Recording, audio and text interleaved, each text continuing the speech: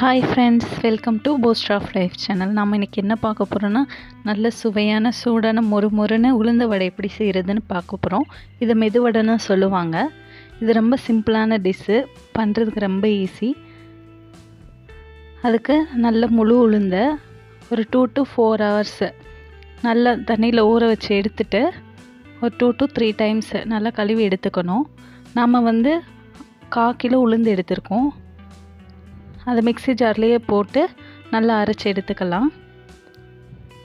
அது கூட தேவையான அளவு உப்பு சேர்த்துக்கலாம்.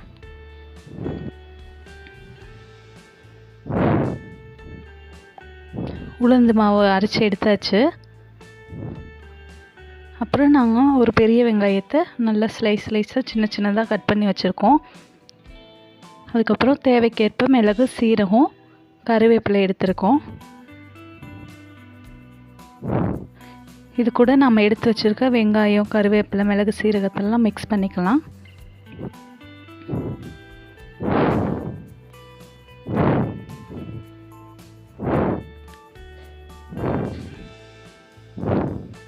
நல்லா மிக்ஸ் பண்ணி விட்டுறணும்.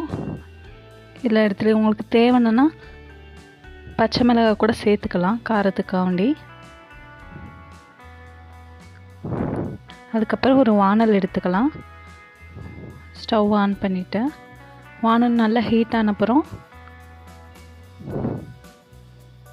எண்ணெய் தேவையான அளவு ஊற்றிக்கோங்க.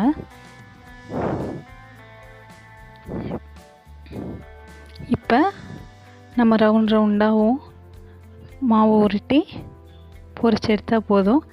நல்ல சுவையான உளுந்து வடை ரெடி ஆயிரும்.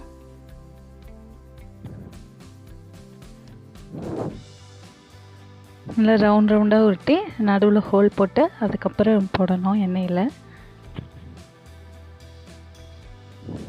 பாருங்கள், அந்த உளுந்து வடை எப்படி ரவுண்ட் பண்ணி போடணும்னு காமிட்டோம் நம்ம. இதுக்கப்புறம் பாருங்கள், கலர் சேஞ்ச் ஆயிடுச்சு நல்லா. இப்போ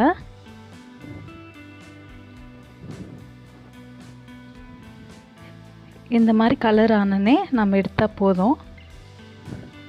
பாருங்கள், பார்க்கவே நல்லா கிறிஸ்பியாக எவ்வளோ நல்லா இருக்கான்னு.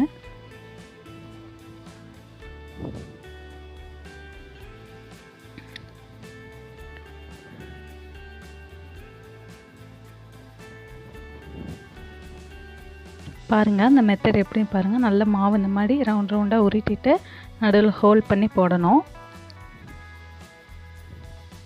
சைஸுக்கு ஏற்ற மாதிரி நல்லா இப்படி உருட்டிட்டு நல்லா ஹோல் பண்ணிவிட்டு அப்புறம் போடணும்.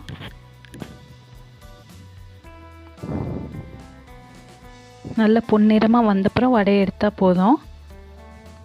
இப்போ நல்ல சுவையான உளுந்து வடை ரெடி. இது ரொம்ப ஈஸியான சிம்பிள் டிஷ். நீங்களும் வீட்டில் ட்ரை பண்ணி பாருங்கள். டேஸ்ட் எப்படி இருக்குன்னு கமெண்ட் பண்ணுங்கள். நம்ம சேனல் போடுற வீடியோலாம் உங்களுக்கு பிடிச்சிருந்தா வீடியோ ஷேர் பண்ணுங்கள், லைக் பண்ணுங்கள், கமெண்ட் பண்ணுங்கள், சப்ஸ்கிரைப் பண்ணுங்கள். தேங்க்யூ ஃபார் வாட்சிங்.